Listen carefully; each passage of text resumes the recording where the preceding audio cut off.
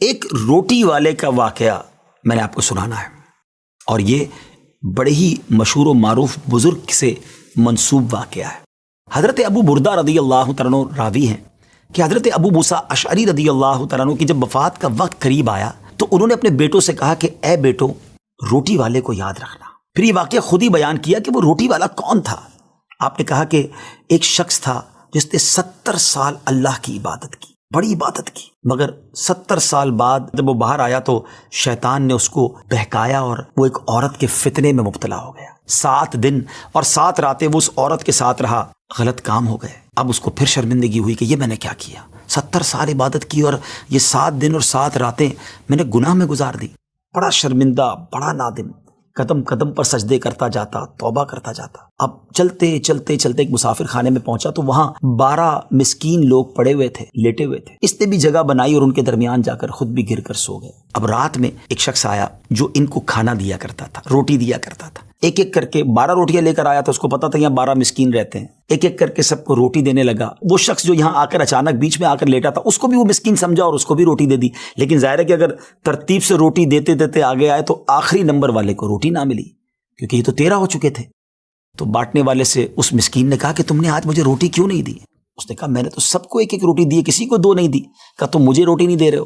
بہرحال وہ ناراض ہو گیا کہ ٹھیک ہے، پھر تم اگر یہ سمجھتے ہو کہ میں بددیانتی کر رہا ہوں تو میں تمہیں کچھ بھی نہیں دوں گا۔ یہ کہہ کر وہ شخص تو چلا گیا، مگر وہ مسکین بیچارہ بھوکا رہ گیا۔ اب وہ شخص جس نے ابھی توبہ کی تھی، پہلے 70 سال کی عبادت بھی کی ہوئی تھی، اس کو خیال آیا کہ میری وجہ سے اس مسکین کو روٹی نہیں ملی ہے۔ بھوک اسے بھی بڑی تھی، مگر اس نے وہ روٹی اسے دے دی۔ شدید بھوک لگی ہوئی تھی، رات بھر بھوک میں تڑپتا رہا اور اسی بھوک کے عالم میں صبح اس کا انتقال ہو گیا۔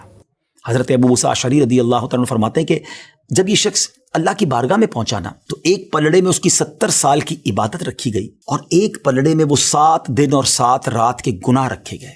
تو فرمایا کہ وہ گناہ جو تھے وہ 70 سال کی عبادت سے آگے بڑھ گئے، یعنی اب اس کے لیے گویا حکم ہو سکتا تھا کہ وہ جہنم میں جائے، مگر ان 7 دن کے گناہوں کے سامنے وہ روٹی رکھی گئی، اور اس روٹی کی برکت سے، کیونکہ وہ اخلاص کے ساتھ ایثار کی گئی تھی، مسکین کی مدد کی گئی تھی، وہ 7 دن کے بڑے بڑے گناہ معاف کر دیے گئے اور وہ جنت میں چلا گیا۔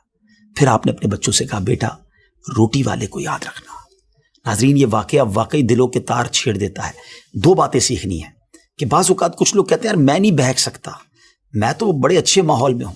نہیں جناب، شیطان نے بڑوں بڑوں کو بہکا دیا ہے۔ ہمیں اپنی صحبتیں اچھی کرنی ہوں گی، اللہ کریم سے شیطان کے مقابلے میں پناہ مانگنی ہوگی اور اپنے آپ سے ڈرتے رہنا ہوگا کہ نہیں میں بھی گناہوں میں مبتلا ہو سکتا ہوں، مجھ سے بھی کوئی بڑا گناہ کہیں نہ ہو جائے۔ توبہ کرتے رہیں، ڈرتے رہیں، خوف رکھیں اور اچھی صحبت اپنائیں۔